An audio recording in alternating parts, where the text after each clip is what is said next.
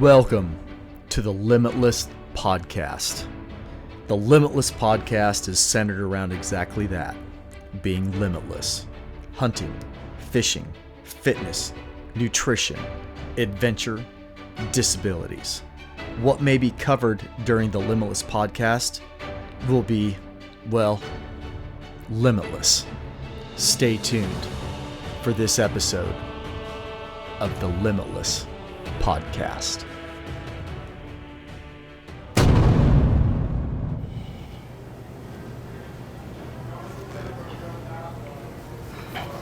Hello, Limitless Podcast listeners. We being Michael Sims and I, recording live from the Madison Regional / International Airport. The road coming into this place says international, but when you look up MSN online, it says regional. It was somewhere I'd put up a tree stand. Sure, something like that. Yeah, I'm pretty sure there's deer in the yard across the street. But you're not listening to this live, but we're recording it live. Mm-hmm. And we have been here in Wisconsin for two reasons. But the primary reason was an archery event hosted by one of our really, really good mutual friends, becoming one of my closest friends. But we've got some great content for you that we're recording from the airport, inside the airport. But before we get too deep into that, Michael, I do need to take a pause and give some credit to the sponsors of this show. The sponsor pack? Yes. So I'm going to go ahead and cover those really quick. All right, so now that we got the sponsor stuff out of the way, which is, we need to give them that credit. Super important. Let's chat with folks about what brought us to Wisconsin. The HHA bow shoot. HHA USA Bow Shoot. Man, what a great event. Yes. We had so much fun. So much fun. And you've been to two so far? I've been to two. Yep, I went 2 years ago. Okay. Went through Vortex, and it was so cool. It was so cool. Each event had its good stuff, but this one was all good stuff. The way that they set that up and how they had the scramble and they had the shoot, it was awesome. I agree. This was my third. Mm-hmm. And there's the first one that I attended, it ranks very high up on that list. Chris's shoot platform at that point in time offered a little more time for friendly interaction, a little more social time amongst the friend group. We had a great time. A little more stick and string. Yes. Yeah. Yeah, we did. We spent more time with our bows, mm-hmm. more time fellowshipping, and it was the first year that A3G was in process, and it was the first grant. Not giveaway, but it's the first time that we did the grant presentation. Yeah. Did it in person at the shoot, so that holds near and dear to my heart. But this shoot here in Wisconsin Rapids, it was Mission 38. Mission 38. Chris did 4 this year. Mm-hmm. He has 1 left to host. Yep. And this one was hosted the tour was hosted at the HHA USA facility. Mm-hmm. Impressive. I'm sorry, HHA Sports Facility. Sports Facility. And the archery shoot itself was hosted at the Black Hawk Archers. Yep. In Plover? Pretty sure it's Plover, Plover. I think it's in Plover. Yes. I know that Plover exists, yes. But I think it was in Plover. Yeah, I think it was in the town of Plover. I agree. Great club. Yeah. Those people were awesome. All of them. I didn't meet one of them that I wouldn't have dinner with. They were just great people. I as well. Yeah. So what's the purpose behind HHA USA? And I think that mission, if I'm going to speak freely, standing from the outside but knowing a little bit about the inside, I think the mission is morphing or changing a little bit. But evolving. Evolving, yeah. Historically, the main purpose of HHA USA has been to raise funds for mission flights. Mm-hmm. If you're not familiar with mission flights, I encourage you to look them up on the internet. But in a nutshell, a mission flight is where you You raise funds and donate funds to a mission flight organization, and then they find World War II veterans for the ones that are still alive, Vietnam veterans, Korean War veterans, and now GWAT veterans, and they fly them into DC or to monument events or locations, and they reconnect those warriors with each other and start a healing process for them. Chris has been raising funds and donating funds and participating with those mission flights. And once he started doing that, then he became focused on PTSD. So he raises money to help combat PTSD, and he's doing that through the sport of archery, which, as Michael and I being key members of the A3G Initiative Board of Directors, we intimately understand, and for our own personal benefit and trials and tribulations that we've been through, we intimately know and understand the benefit of archery and the sport of bow hunting and how it impacts your mental and physical quality of life. And Chris is leveraging the sport of archery as well. That's the foundation, and that's the purpose of HHA USA. I will say that it is now grown into a faith-based organization, which just adds a whole nother wonderful layer to his purpose and what he's doing. But that's what we've been up here doing since we arrived Wednesday evening. We did visit Vortex. We did. In Barneveld, and had a business meeting with some stellar men at Vortex. It was a great meeting. It was, and more to come on that later. Maybe not this episode, but certainly there is some good stuff some coming. Good news coming. Yes. Looking through that Vortex lens, keeping your sights on what's to come, it's gonna knock your socks off. It's gonna be a stunner. Yes. But then we hopped in the rental and we transited from Barneveld to Wisconsin Rapids, and beautiful little town. Oh man, great root beer, man. So talk about that. Man almighty. Me and Aaron, for some reason, I don't know how it happened, but it seems like every time we go to a new city, a new state, we seek out root beer. Yes. And I was never a real big root beer fan growing up in the 80s. A&W, brought right to the car. So we've got into this kick where we just kind of find local brewed, draft if we can, root beer. And they have a distiller here that does, it's called Point Brewery. Yes. And they have Point root beer. And if you were ever in the state of Wisconsin or you see it on the shelf, get yourself a 4-pack.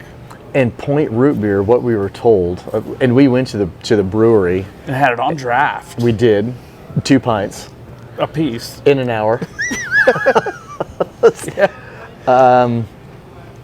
We didn't read the history why we were there, but we were told that Point Brewery in Wisconsin, well, that was Wisconsin Rapids or Stevens Point? It was Stevens Point. Stevens Point. Stevens Point. They've been around prior to Prohibition, and they survived Prohibition somehow. Well, he said they survived Prohibition by bottling soda pop. Soda pop. That's right. Yeah. That's right. Or cola. Yeah. Whichever side of the tracks you live on. Whatever you want to call it. Not to be mistaken with Crick or Creek, because there's no creeks. It's Crick. There are cricks. It's Crick. Yeah. Yeah. Well, people would tell you a crick is when you get the little pop in your arm or in your elbow or in your knee. Wooden tall ships. They creaked. They creaked. Yes, they didn't crick. That's they creaked. correct. Absolutely. Anyhow, we digress. Not to be mistaken by a river, because we all know, per East Coast Nick, there's no parameters for what's considered a river, even though if you look that up, there are definitely parameters on what's considered a river or not. But anyhow, again, we digress. Here we go. So what all did we do with that shoot, Michael? Man, we did a lot. I mean, we met a lot of people. We did.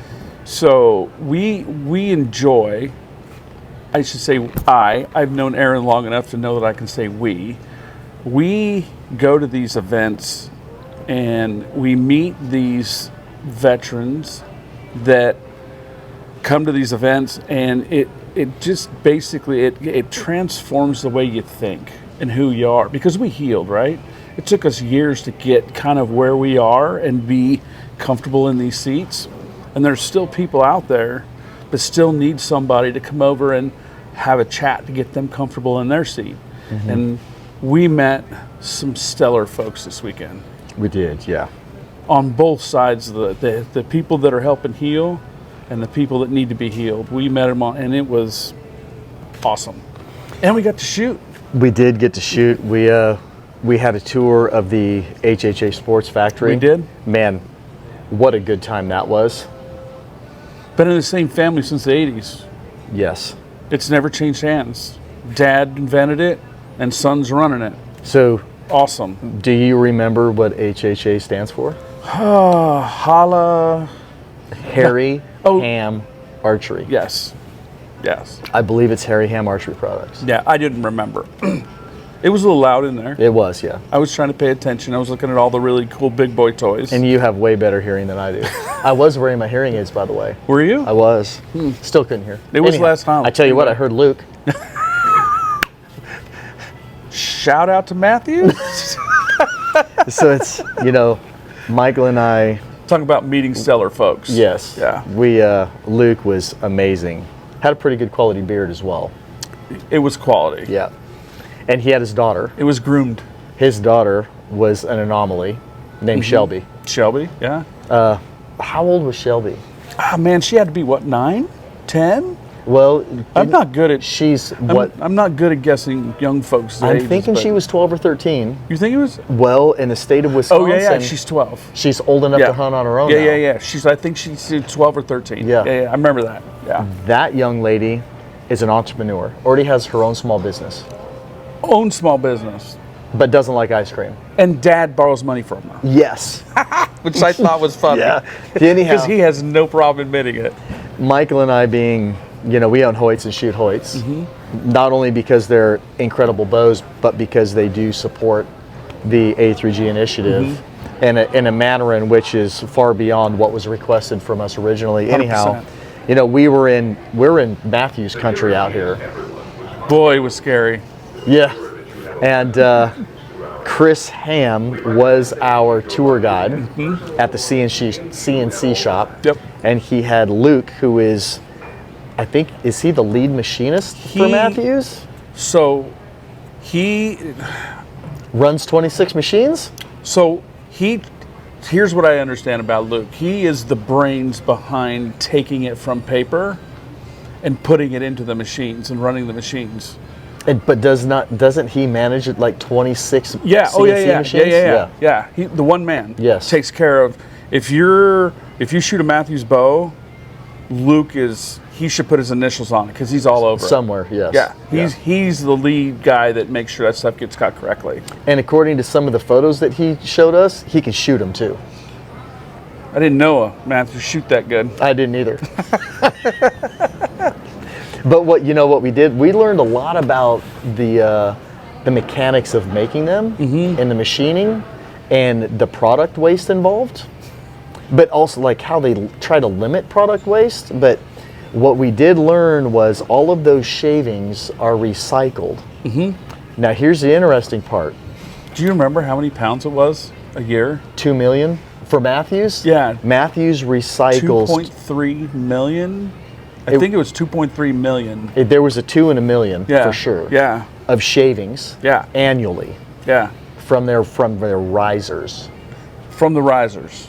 And they recycle it to have semi-trailers made. That's correct. Hoyt takes their shavings specifically from the Alpha X series, and they are sent to Matthews to make the Lift X risers. At least that's the rumor. Boy, that went over like a... That was funny. That was funny. That we rode that pony for a while. Yes, we still are. We are. Yeah. Well, I guess we can't let him off the hook It's not broke yet. Not yet. Yeah, it's still bucking and kicking. People in the stands are still getting a good ride out of it. 100%. Yeah. So anyhow, that was great. Luke was fantastic. Yeah. And then we went over to the what they call the assembly plant, which is not a plant. And the interesting part about HHA is we've had the ability to visit a couple of manufacturing locations for some different companies within the outdoor industry, and most of them are pretty small and some off the beaten path locations, but they all have some type of signage. HHA does not. There's no signage. At the CNC plant, nothing. And then at their office space and what they call their assembly plant, it's in a just it's on a doormat. That's it, floor mat at the door. Yeah. 2 of them. Yep. And they've been there since the 80s. They've been there since the 80s. Yeah. Amazing. But we walked through that facility and met some of the employees there and saw all the historical products from HHA's first product to their leading site right now. Did you know that they had broadheads back in the day? Yeah, I didn't. I did not know that. So we won't repeat how Chris described his dullness of his broadheads, but it was not a dull description. No, it was not. Saw all their old hand releases, all their caliper releases that they used to make. Yeah, it's great. It's amazing to watch how they evolve through the years, and then you get into that halfway modern era, the 2000s, and when they really started making those high quality sights and how those progressed in line. It's amazing. It's a great company. Great company. So from there, we went out to the archery range. Yep, Black Hawk Archers. HHA USA has partnered with Center Shot Blue.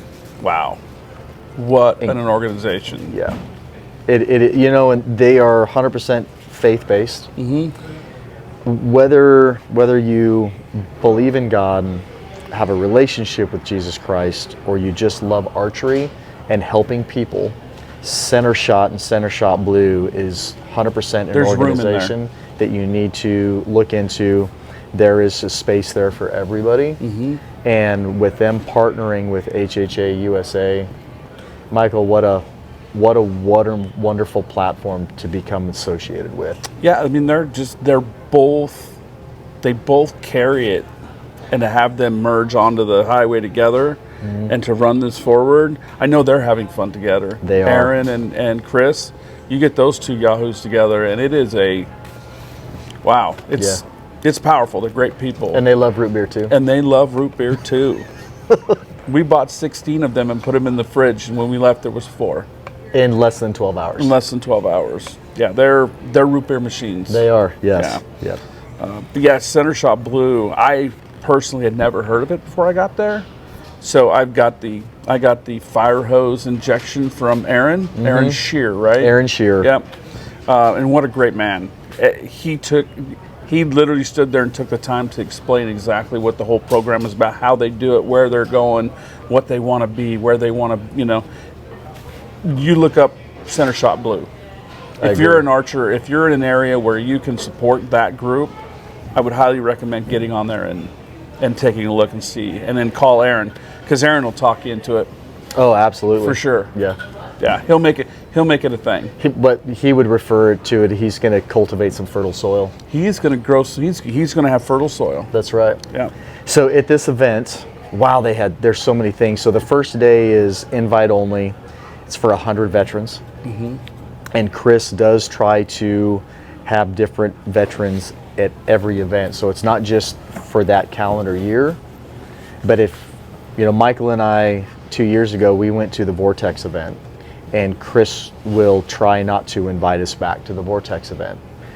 We've now been to the HHA event, and Chris would not invite us back to the HHA event. Can we return to one of his different events? 100%. Maybe in a different capacity, right? Oh, and absolutely. Yeah. Absolutely. Which I'd be all for, Chris. Yeah, right? Aaron. Sign us up for some work. Yeah. But they have, at that veteran event, they have the morning tour, whatever location that they're at. There's one is Matthews, right? So they do Matthews. Vortex, Matthews, HHA, and then this year they have one at Lambeau Field with the Green Bay Packers. We're supposed to put that out? Oh yeah, no, it's public. Yeah, it's public. We're supposed to put that out? Yeah, that's awesome.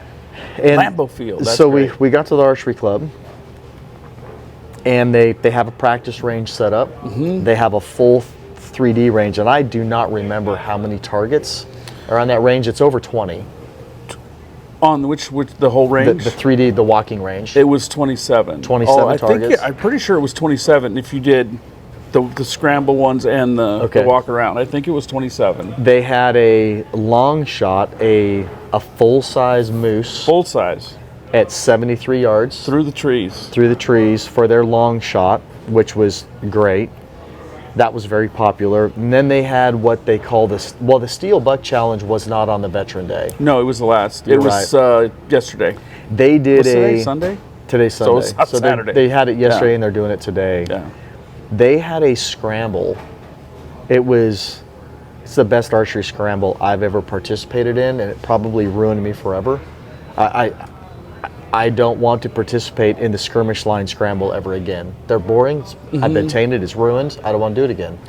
They have a berm leading on a mountaintop, leading into the timber for the Blackhawks 3D range, and they set up 3D targets on opposing slopes of that berm, and they partnered us. There was 3 shooters per group, and there were 20 targets. I think there was 20 targets, and you just moved from target to target. There was a couple spaces where we stacked up and took a break and waited so that we could shoot through.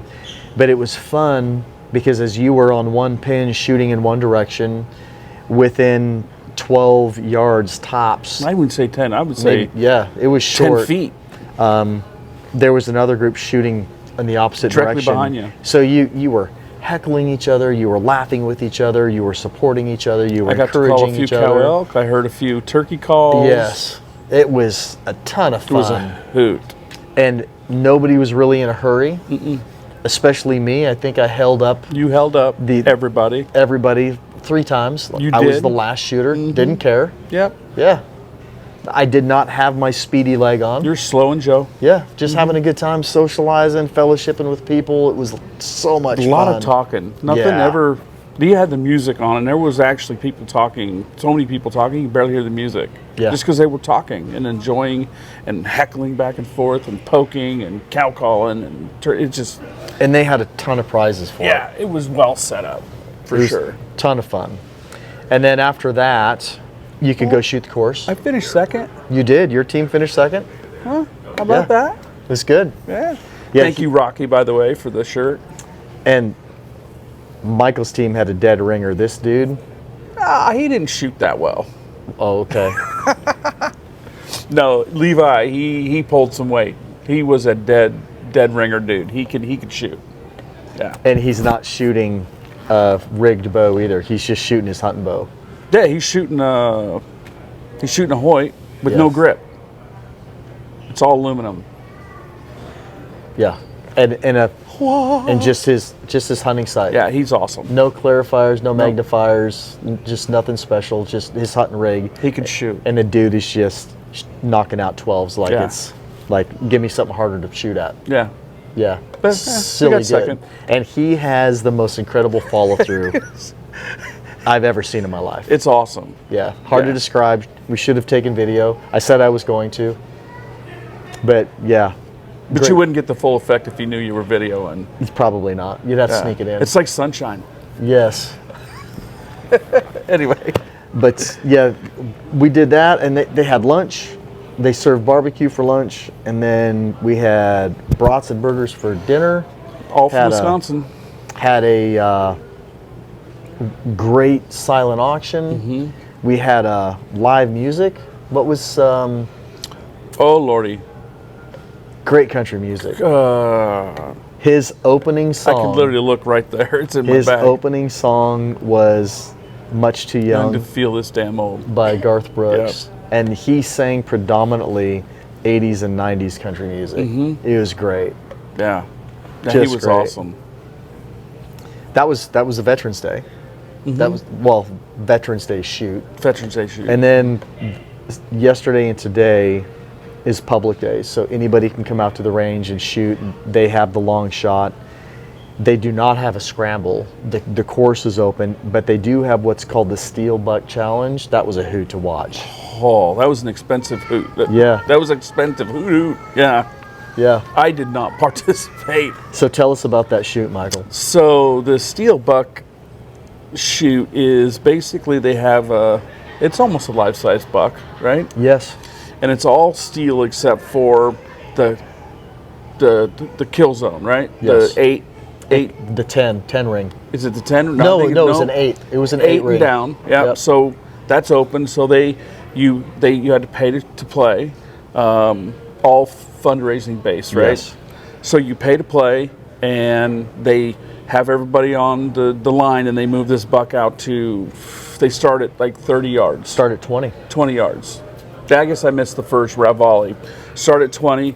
Everybody all at once shoots into that, and whoever hits the metal is out. If you're out, you can buy in twice.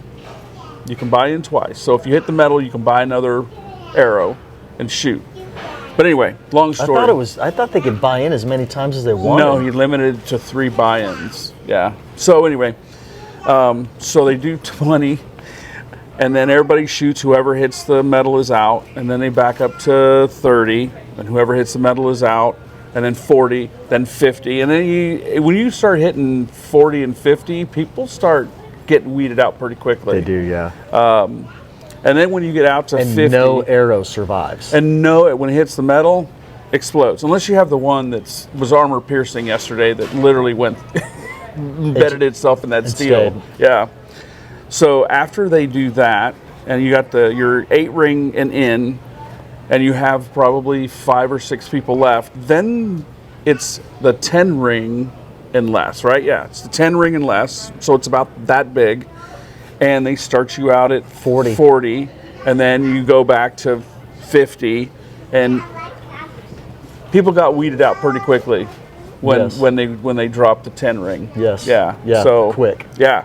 But the ending of it was awesome.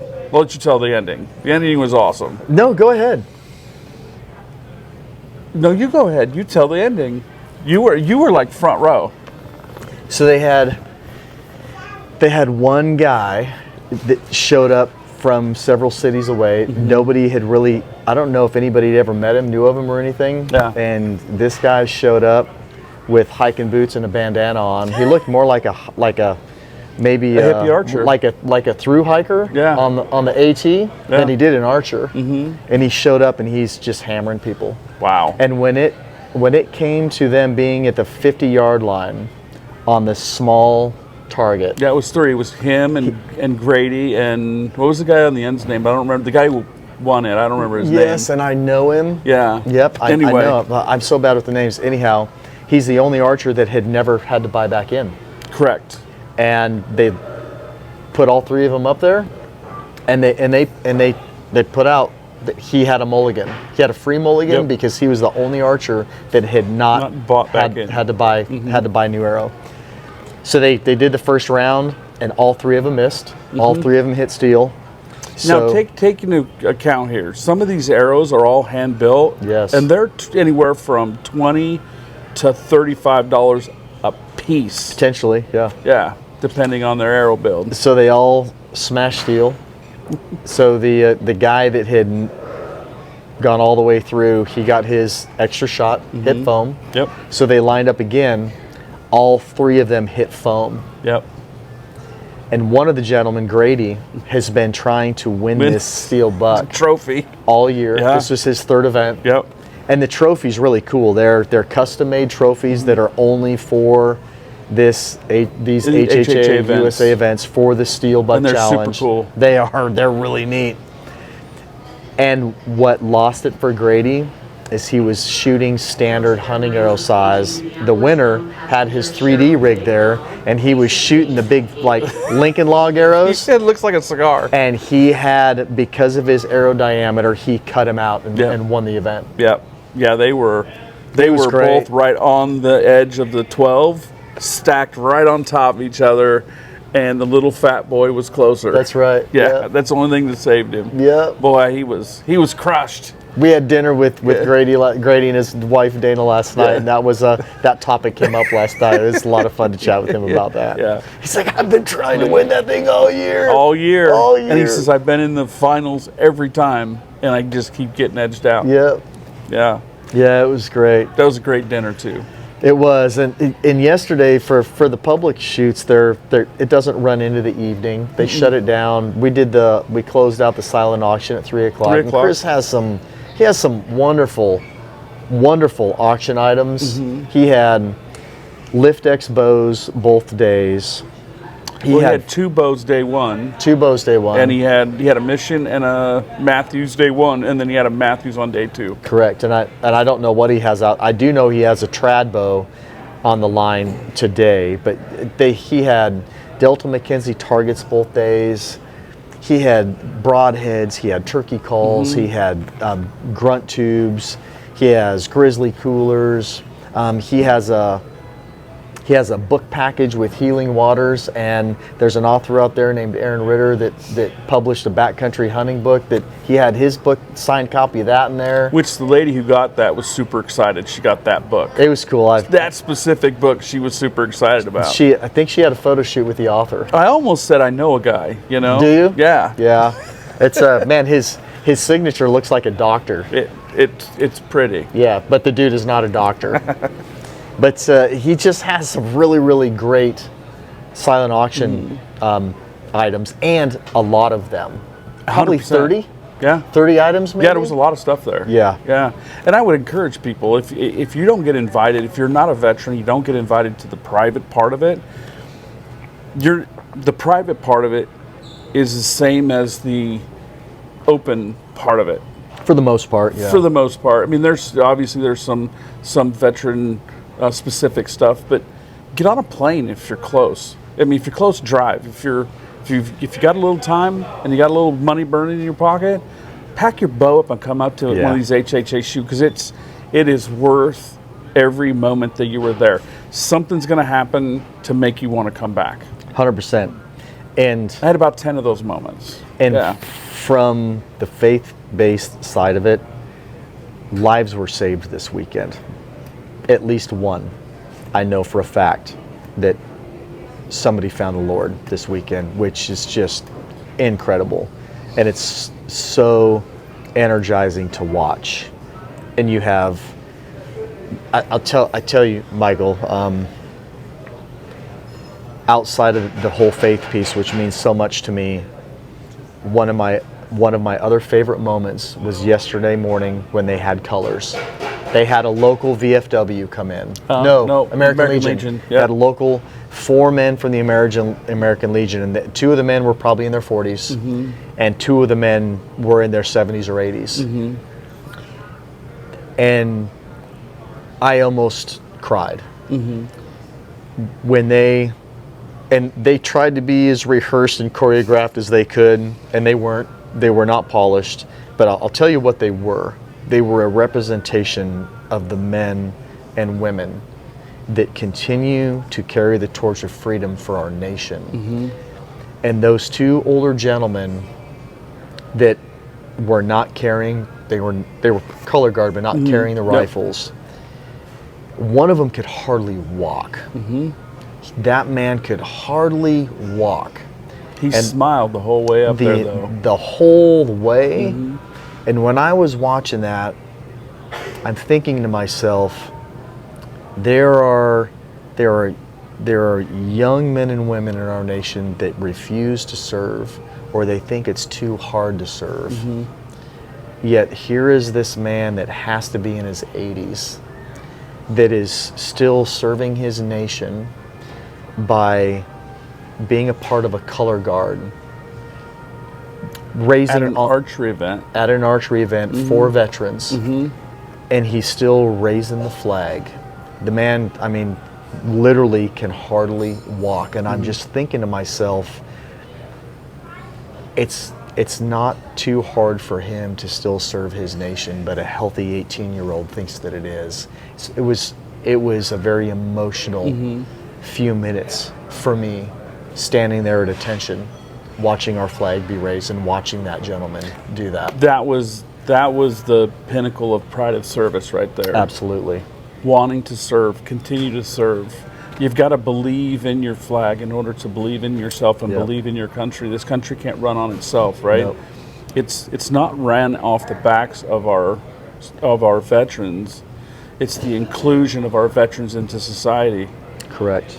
And the more you can spend time with these veterans, it not only heals them, but it'll change your opinion about things, about life, about the military, about what we're going through. It may change your mind if you're a young man at 18 years old getting ready to get out of high school. Pick up a bow, come talk to some of these people, because they're going to tell you a story. Absolutely. Because we are a story. Yes.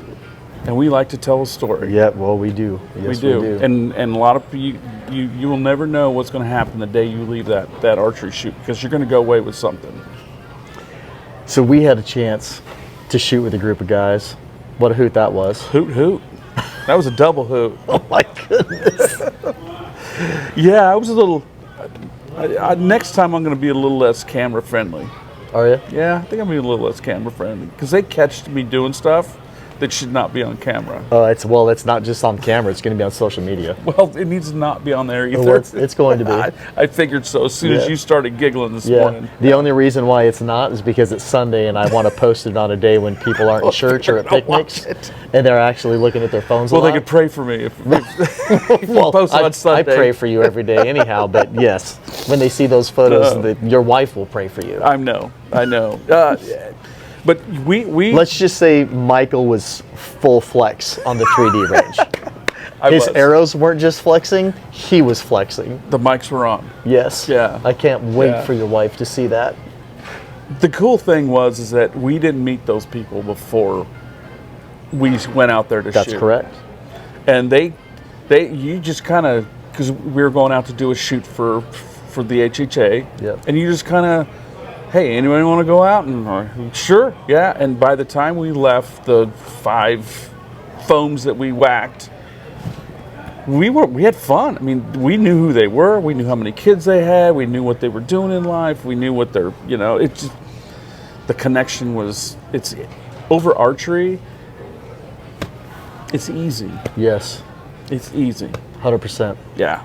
Yeah. Would you do it again? Yes. Yes. Honey, I love you and I'm on my way home, but I'm coming back next year. Are you? If I get invited, if it's in the right place. But yeah, we'll talk about that. Okay. Because we're going to have to ping Chris Ham. Okay. So what was your favorite piece of gear this last weekend? Like my own gear? Sure. Or anything that you saw on the range at the event or that you were using that was your favorite piece of gear this weekend? Huh. I mean, that new SOS Hunter. Okay. Awesome. And a lot of people were like, what is that thing? They were, right? What is that thing? Yes. So, ACU came out with a new, I don't know which, it's not a stabilizer. Is it a stabilizer? It's not a stabilizer. What would you call it? I don't know. We should have looked that up. We should have looked it up. Well, we know the people that made it. But it's between things, right? It is, yeah. It's not a stabilizer-ish, but yet it's... It's a vibration absorbent. That is about as good as you can get. Yeah, I just got it a couple weeks. We were at a month ago. We were at Gas Bow Strings, and I picked one up and was been using it and shooting with it, and it really settles my shot. Like, it doesn't take away everything, but I can sure pull down, and it settles and sets longer before it starts to do its thing again, and allows me the opportunity to be able to put that shot on whatever, the foam or an animal or whatever it is. But super cool piece of gear. I'm glad I got it. I'm glad I still get to shoot with it. I still have to move it around and figure out where it fits. But yeah, I think that little piece of gear. Nice. I like mine as well. Thank you, Eric. Appreciate it. That thing is it's what the industry needs, right? We need to push the industry forward. We needed something else to hit the market. Then people go, huh? Yeah. Yeah. So I think that was my favorite piece of gear. Okay. But I think also my favorite piece of gear was the people. My interactions with the people. Okay. And learning who they were, talking to other veterans, seeing where they were on their path of life, good, bad, or indifferent. and just being able to sit down and talk about that stuff and share my story, to listen to their story, to listen to his story, and then we all kind of heal together. Yeah. I think that was my favorite piece of gear, was the people. Okay. Yeah. My favorite piece of gear was that push, that little pocket quiver by Push, the Push. Yeah. Well, I got it marked now because that's a lot easier than my big old hip quiver. Speaking of Eric Griggs, he introduced me to it's a little pocket quiver, and it'll hold 6 to 8 arrows. Yeah. Eight arrows might be pushing it, depending on the diameter of your 6 easily enough. And it has a small pocket on it, and it does have straps that you can hang it on a belt, but it has a big paddle with an earth magnet in it, so it slips in between your pants or your shorts and your skin. I wore a tank top underneath my t-shirt so that I had a little fabric in between. So you don't get a little rubbing? Yeah, but it just slides right down in your pants. It doesn't swing around. Your arrows aren't clanging and banging. And I mean, I ran around with 3 to 5 arrows in it for the event. Yeah. And man, it was slick. I'll be swapping. Yeah, I love it. I like my carrier because I can carry everything I need in it, but I don't need it to be that big. Yeah. Right? I mean, this is only my second event shooting. So, you learn new things when you go new places and you meet new people and you see like, wow, that is really cool. Like, I don't have to have this big thing hanging off my hip. I can just get this little push and get 5 arrows and slide them in there, a place to keep my wrench. And now I'm not banging into people and catching them on stuff. Yeah. That was a great piece of gear. Yeah, it was neat. Yeah. Call the postman. There you go. And as far as the people go, in moments, I was going to ask you, what your favorite moment was or your favorite part of the event was, and you've already answered that. And I will tell you that for me, it was right when we were about to leave yesterday afternoon and Chris called a group of men over to huddle up in prayer. That was my favorite part. Praying over the phone, praying over Zoom, praying in a big group is one thing, but when you can get a group of men touching skin, yes, arm in arm, especially men that know each other, that are open and transparent with each other and can have a moment in prayer together, is so powerful. And that was my favorite moment. That was a pretty cool moment. Yeah. Yeah. I mean, you and I had an opportunity to have dinner with Aaron Shear and Casey Bruce and Grady and Dana. I don't remember their last names. We had dinner with them last night. We prayed with them last night. We had some wonderful conversations, but still that moment with the group of us, we have 8, 10? I think there was 8 of us, 8 or 10 of us, arm in arm huddled up. And that was my favorite part, man. Great. That's a good moment. Yeah. So I don't think we want to talk too much about the A3G because this podcast is about HHA USA and what Chris and Aaron are doing. But I will say that this trip had A3G initiative as part of the purpose, and we met with Seamus and his team at Vortex. Amazing things came out of that conversation. Met some additional members of the Vortex team there, one of them being an amputee, which was an incredible connection, and some content that we were able to record and film at Chris's event, capturing some information on the A3G and what's about to happen in 2 weeks. 2 weeks from yesterday. A major announcement is going to be made on behalf of somebody else through the A3G and our next step, pun intended, in the direction that we're going as an organization. We are bulldozing, dude. Yes. We're going. Stand by, get ready, be prepared. You can jump on board. Whatever it is, however you want to frame it. Yeah. Things are happening. A3G is going to happen. Yeah. And it's going to happen big. All right. Anything else you want to share, Michael, before we wrap this up? Obviously wonderful. I mean, I know you got a plane to catch here in a few minutes, but I just hope that we've been friends for 35 years-ish, right? Since 92, so do the math on that. It's too quick a math for me, so it's a couple of years, but,